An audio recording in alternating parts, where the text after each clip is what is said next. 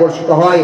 বিশ্বনবীর হাদিস, আল্লাহর নবী নবী মুহাম্মদ সাল্লাল্লাহু আলাইহি সাল্লাম বলেন, যার অন্তরে, যে ব্যক্তির অন্তরে কোরআনের আলো থাকবে, কোরআনের জ্ঞান থাকবে, কোরআনের বিদ্যা থাকবে, কোরআন রিসার্চ করে রেখেছে, গবেষণা করে রেখেছে, কোরআন পড়ে রেখেছে, এক কথায় যাদের মধ্যে কোরআনের জ্ঞান আছে, কোরআনের শিক্ষা রয়েছে, ওই অন্তর, ওই দিল কোনোদিন কোথায় যাবে না? জাহান্নামে যাবে না, জাহান্নামের আগুনে পড়বে না। বলুন সুবহানাল্লাহ। ওই হৃদয়, ওই নফস, ওই জান, ওই ব্যক্তিকে কখনো জাহান্নামে প্রবেশ করানো হবে না, জাহান্নামে নিক্ষেপ করানো হবে না। সেই হৃদয়ে কখনো জাহান্নামের আগুনে পড়বে না। বলুন সুবহানাল্লাহ।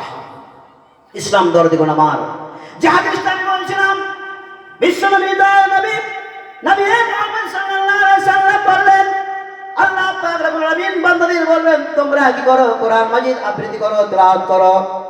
আমরা যারা কোরআন মাজিদ আবৃত্তি করি, কোরআন মাজিদ তেলাওয়াত করি, কোরআন মাজিদ পাঠ করি, পড়ি, আমাদেরকে বলা হবে যে আমার বান্দারা, তোমরা কি করো? কোরআন মাজিদ আবৃত্তি করো, কোরআন মাজিদ তেলাওয়াত করো, কোরআন মাজিদ পড়তে থাকো। যেভাবে তোমরা পৃথিবীর বুকে পাঠ করতে, থেমে থেমে পড়তে, তোমরা কি করো? এখন থেমে থেমে পড়ো, সুন্দরভাবে পড়ো, আর তোমাদের মর্যাদাকে তোমরা উঁচু করো, সম্মান উঁচু করো। তোমরা কোরআন মাজিদ তেলাওয়াত করো আর তোমরা উপরে উঠতে থাকো, তোমাদের মর্যাদা বৃদ্ধি হতে থাকবে, তোমাদের সম্মান বৃদ্ধি হতে থাকবে। শুধু তাই নয়, আল্লাহ পাক রব্বুল আলামিন বলেন, হে আমার বান্দারা, তোমরা কোরআন মাজিদ তেলাওয়াত করো, আবৃত্তি করো, তোমাদের মর্যাদা কি হতে থাকবে? বৃদ্ধি হতে থাকবে। তোমরা, তোমাদের সম্মান উপরে উঠতে থাকবে। আর পড়তে পড়তে যখন তোমরা থেমে যাবে, যে জায়গায় থেমে যাবে, সেই জায়গাটা হচ্ছে তোমাদের থাকার স্থান, আবাদ স্থান। বলুন সুবহানাল্লাহ। জান্নাত সেই জায়গাটা হচ্ছে থাকার স্থান, থাকার জায়গা। সেই জায়গাতে থাকবে যারা কোরআন মাজিদ পৃথিবীর বুকে তেলাওয়াত করেছেন, আবৃত্তি করেছেন, পাঠ করেছেন, গবেষণা করেছেন, সার্চ করেছেন, কোরআনের জ্ঞান রেখেছেন অন্তরে, কোরআনের শিক্ষা রেখেছেন অন্তরে, কোরআনের আলো, কোরআনের প্রদীপ অন্তরে লুকিয়ে রেখেছে। ওই ব্যক্তিরা, ওই মানুষেরা, ওই আমার মা ও বোনেরা রোজ কিয়ামতের দিন কোথায় যাবে? তাদের মর্যাদা, তাদের সম্মান বৃদ্ধি হবে।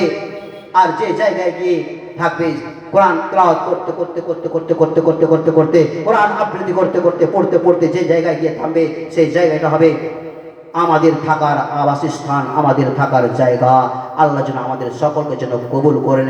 একবার জোরে চিৎকার করে বলুন আমিন, আল্লাহুম্মা আমিন। ইসলাম দরদিগণ আমার, একই বলে কোরআন।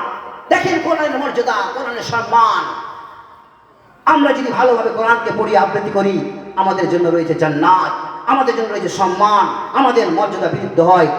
দেখেন কোরআনের কত ফজিলত রয়েছে, সম্মান রয়েছে। এই কালামে পাকের মধ্যে সূরাতুল বাকারা যে একটা আয়াত রয়েছে, কোরআন মাজিদের মধ্যে পূর্ণ 30 পারা 114টা সূরার মধ্যে একটা আয়াত রয়েছে, সবচেয়ে বড় আয়াত, সবচেয়ে বড় আয়াত। সে আয়াতটার নাম কি? আমরা অবশ্যই জানি, অনেকে বলেন তো, কে পারবেন? সে আয়াতটার নাম কি? আয়াতুল কুরসি।